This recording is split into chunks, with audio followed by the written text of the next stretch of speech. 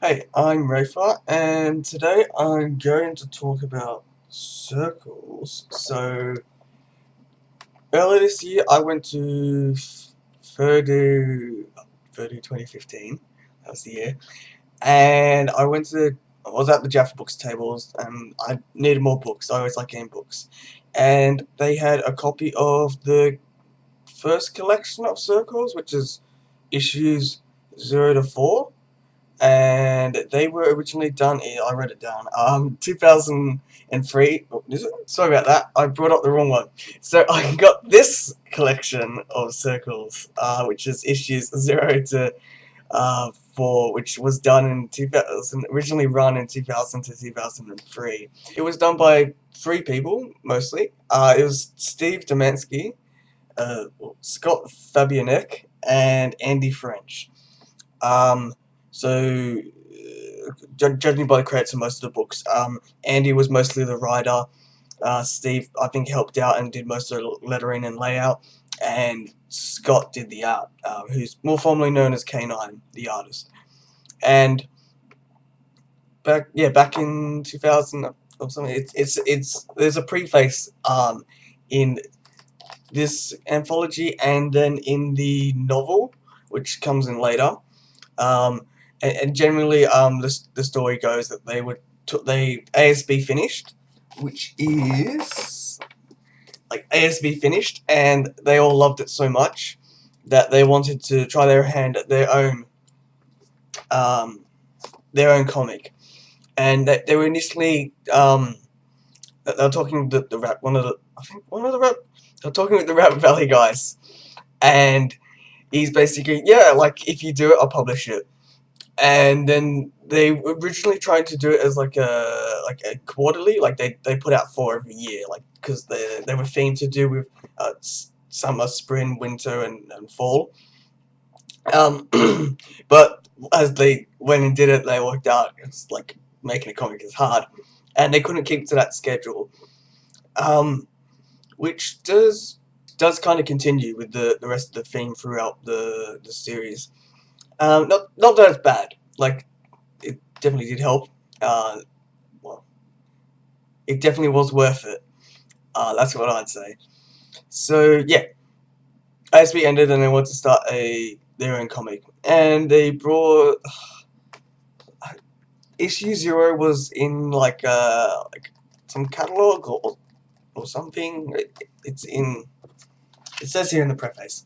Anyway, and they tried out issue 0, um, and then they worked out issue 1, and that went smooth. I think it had its deadline, and then, like, when they started to do the others, it flagged. So yeah, that's pretty much the anthology I've got here, which was originally like small little paperback comics, like regular sized comics. Um, I want to get those, just for, collector's sake, but as for now, I picked up this. I picked up this at the con. I'm like, you know what? I've always looked at Circles. Like, I've always wanted to read it. I know it was good, but, like, I mean, I've read the descriptions online. I'm like, oh, I don't know.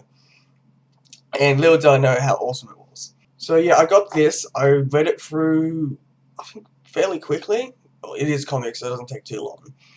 And then straight away, I wanted to get the rest. And I think I did hear about it, but I didn't think much of it.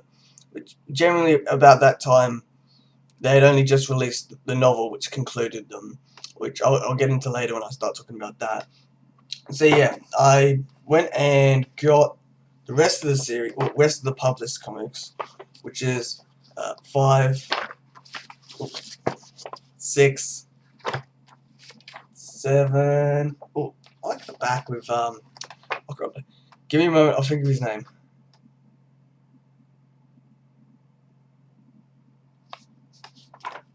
Jason. How did I forget that? and wait, and then 8. And then 8 was the last comic they did. They were. Oh yeah, there's. I think. Yeah, there was originally meant to be 12, and that was going to round off the story. And then Scott moved away, and then life settled in for pretty much everyone else, and they They couldn't really get it done. And then fast track a few years later, and Andy talked with Steve, and then he's like, "Do you mind if I just do the last 4 issues as a comic?" And they're all right, yeah, it's fine. Scott still did do a few illustrations for it, and I'm not too sure about Steve Domanski's involvement. It probably says it somewhere in many of these prefaces and editor notes and whatnot, but I can't think of it off the top of my head. This one, so they released it as a novel, and I'd say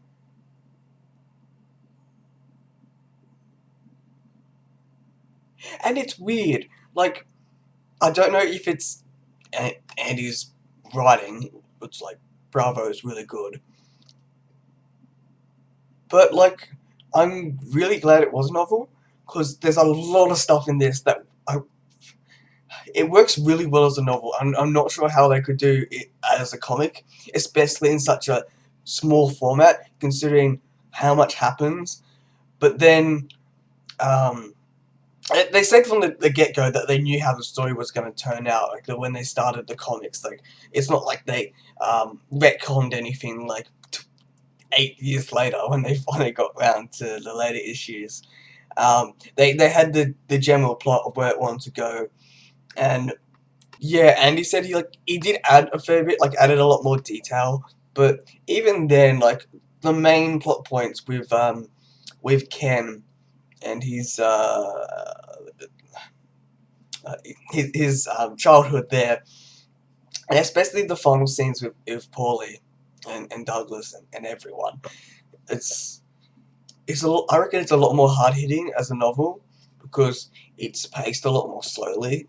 Um, while that would be interesting to see the entire last comic set in the hospital by Paulie's bedside, I don't think it would have the same gravitas as the novel did, or as it did in writing. That's generally how the life of the series went. It is definitely something interesting to hear about, and I definitely am kicking myself to this day, like, why this was not like the one of the first things I get, because everyone, well, not so much these days, but I know back when I was looking at the furry publishing community years ago, Circles was the big name other than like ASB, and I always looked at it. I'm like, oh, I'll get it sometimes. Like, doesn't seem like my cup of tea. And yeah, I've loved it ever since. But, so, where to start? Oh, one thing to note is, yeah, they've got the printbacks still for sale from Rabbit Valley, and they've got the anthology of 0 to 4, and they also recently released 5 to 8 in its own anthology, which I do totally need to pick up. Like, next time I order from Rabbit Valley, that's definitely going in my shopping cart. Just as well as the original paperbacks, just so you know, I have the complete Circles thing. I could get the shirt and the poster, but no, I reckon Circles fits really well my the rest of the stuff in my library. I'm not sure how I'd go about talking about the story in general, because to me it's so long and engrossing, and I feel like I wouldn't do it justice if I went. I feel like it would be a bit hard to convey how well it is. I guess I'll just talk about the general plot where um, Martin Martin Martin Miller, who is looking for a place to stay because he's going to college, I think, something like that. And so he answers the ad at the Triangle bookstore and goes and moves in and lives with Paulie and the rest of the gang at the Six Kinsey Circle, which is Tay, a kangaroo, Douglas, Pope, and Otter. Uh, Arthur's the bear. Ken is the cheetah. I think that's it. Yeah, that's it. There's 5. Is it?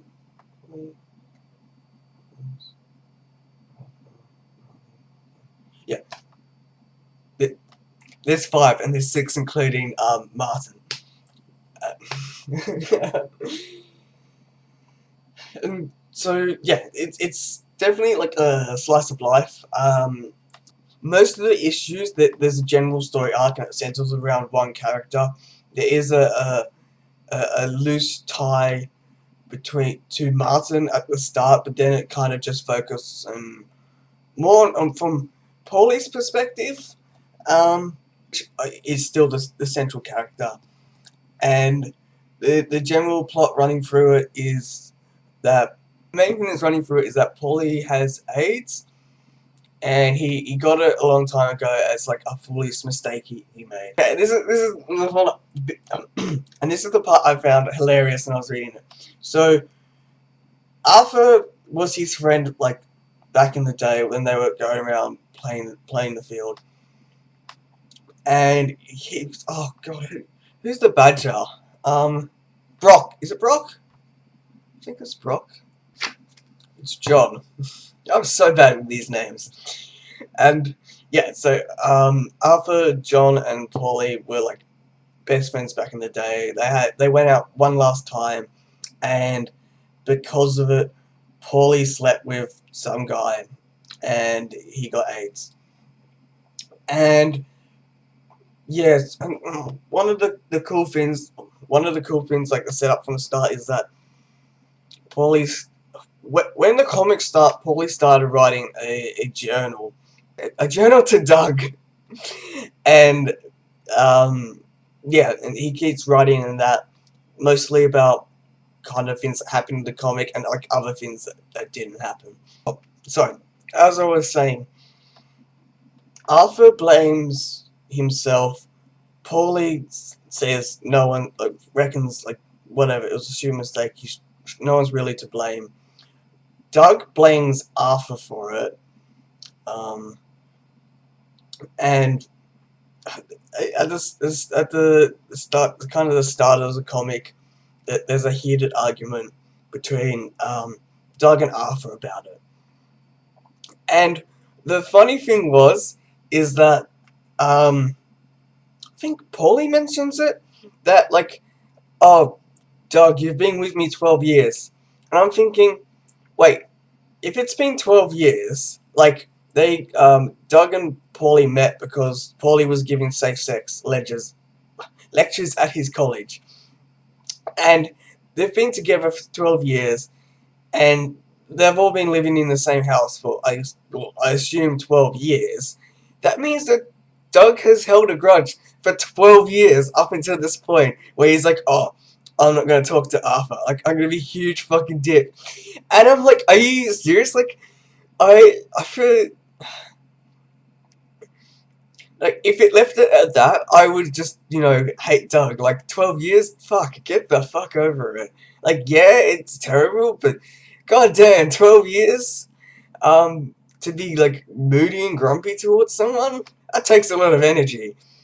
And, yeah, but because it goes so long, and you get so invested in the characters, that I definitely forget that towards the end of the book. Like, it would be weird if it was like a year ago, because really the only person that hasn't really come to terms with it is Doug. Everyone else is kind of like come to grips with, everyone else involved with Paulie getting AIDS has kind of come to grips with it anyway. So it would be weird if it was, I guess, set any time. If they used, if Paulie was getting AIDS was a focal point to the story, which it isn't, if they used any other time length, it wouldn't really work for the rest of the story, which I can see why they used 12 years, but at the same time, it's still been 12 years, and Douglas Pope needs to get the fuck over it. And that's mostly it. I don't know why I'm having... I wouldn't say I'm having trouble talking about it. It's just that... like, I reckon everyone should read it. At least pick up an issue, like issue 1, or any issue, really. I don't think it's it's very exclusive that you need to get them in order. Like just chuck one in from when you're ordering from Rabbit Valley, just and then have a look because they're great and everyone should read them. But because as I said, I read this a few months ago and I can remember pretty much everything. Um, it's just there's so much to talk about, I guess. That like it's just so much to talk about, and I guess you're thinking, why not split this up into more than one video? But at the same time, but doing that would kind of ruin the whole story. At least in terms of these books have to tell, or at least in terms of me telling what these books have to tell does. Because if I just talk about like the first four and then the next four and then the novel, it would be very hard because they fit so well together. Like if you do enjoy one, you're gonna have to do it to yourself and read all of them, because they're really worth it. And I guess with that, I'll talk more about the novel because reading the novel is weird. The comics, like if you just read the comics, they're fine. But if you read the novel, the comics feel like a big setup for the novel, which is not bad. Yeah, I guess I'll just focus on the novel now because that's mostly it for the comics. Um, there's definitely quite a few like small cool stories, like Martin and Ken going to the gym, and coming home.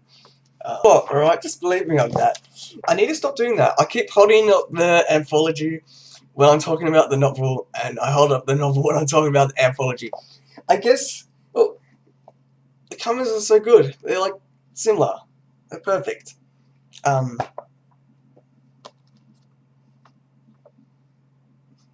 So, yeah, comics are great. Read them. Lots of cool stories. I cannot think off the top of my head. I should go read them. What happens in the novel?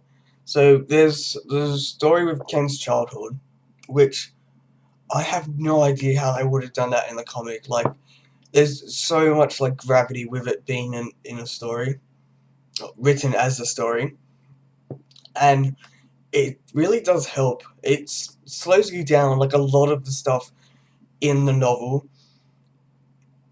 it's just it slows you down. It gets you thinking about it, which is great. And then there's and the rest of it is all just resolutions with the rest of the characters that you definitely love to that point. I would like to say that I would have been someone that read it from issue 1, so then it felt even more touching, but it still felt touching, um, especially in the last scene when Paulie passes away. It's a great scene. I felt sad. And yeah, you can see that because in the back of this and in the back of the comics, there's all the bits that people wrote in about, and there's the notes, like the editor's notes and the writer's notes of everyone talking how like everyone says that this story really touched them, and I'd say it touched me too. I think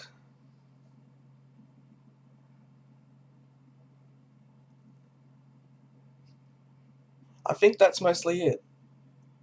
You should go read it. It's awesome.